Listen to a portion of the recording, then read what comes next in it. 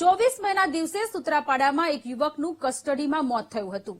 આ ગુનામાં 8 પોલીસ કર્મચારી સામે ગુનો નોંધાયો હતો. પૂરી ઘટના જેના કારણે ઘટી હતી તે આરોપી પોલીસ જાપ્તામાંથી નાસી ગયો હતો. 3 મહિના બાદ આ શાતિર શખ્સની ધરપકડ કરી છે.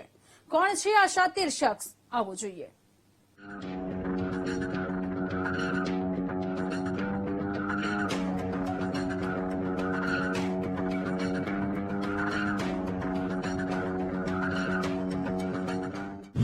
મહિનાથી ફરાર હતો. પોલીસને દોડાવી થકવી દીધી. 3 મહિના બાદ ઝડપાયો. ગીરના સૂત્રાપાડાનો બહુચર્ચિત કેસ, જે પોલીસની કામગીરી પર અનેક સવાલો ઉઠાવ્યા હતા. જી હા, આ એ જ કેસ છે જેમાં આરોપી પોલીસ સ્ટેશનમાંથી ફરાર થયો હતો અને તેની મદદગારી કરનારનું કસ્ટડીમાં ડેથ થયું હતું, જેમાં 6 થી વધુ પોલીસ કર્મચારી સામે ગુનો પણ નોંધાયો હતો. આખરે મુખ્ય આરોપી તરુણ ચંદુભાઈ રાઠોડ 3 મહિના બાદ પોલીસના હાથમાં લાગ્યો છે.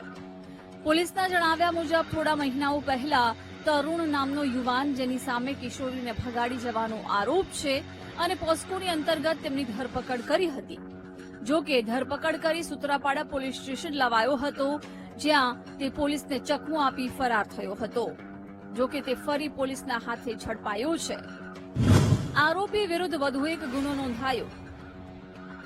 ફરી સગીરાને ભગાડી જવાનો આક્ષેપ. તરુણ રાઠોડ નામનો યુવાન સૂત્રાપાડા પોલીસ સ્ટેશનમાંથી ફરાર થયા બાદ છેલ્લા 3 મહિનાથી પોલીસ તેને શોધતી હતી. જો કે આ સમય દરમિયાન કિશોરીના માતા દ્વારા બીજી ફરિયાદ નોંધાવી હતી કે તરુણ મારી દીકરીને ફરી ભગાડી ગયો. તરુણ સાથે તેના 2 મિત્ર પ્રતીક મેર અને રોહિત મેર તેની સાથે હતા, જેથી આ ત્રણેય વિરુદ્ધ વધુ એક ફરિયાદ નોંધાઈ હતી. આ ઘટનામાં એક તરુણની ધરપકડ થઈ છે. ભગાડી જવા સંબંધેનો અને પોક્સો 1 મુજબનો ગુનો દાખલ કરવામાં આવેલ.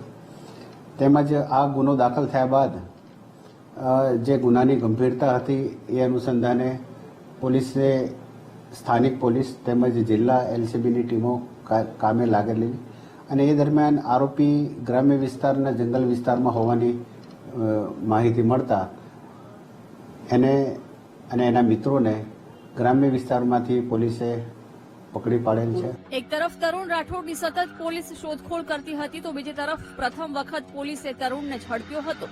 સુરતથી, જ્યાં તેને આશરો આપનાર અને મદદગારી કરનાર જાફરાબાદના તરુણ રાઠોડના બનેવી નરેશ જોડિયાની પોલીસે ધરપકડ કરી સૂત્રાપાડા લાવવામાં આવ્યા હતા. જો કે તેનું કસ્ટડીમાં મોત થયું હતું, જેના કારણે તાલાલાના 6 થી વધુ પોલીસ કર્મચારીઓ વિરુદ્ધ ફરિયાદ દાખલ કરવામાં આવી હતી. જે તે સમયે તરુણ ફરાર થયો હતો.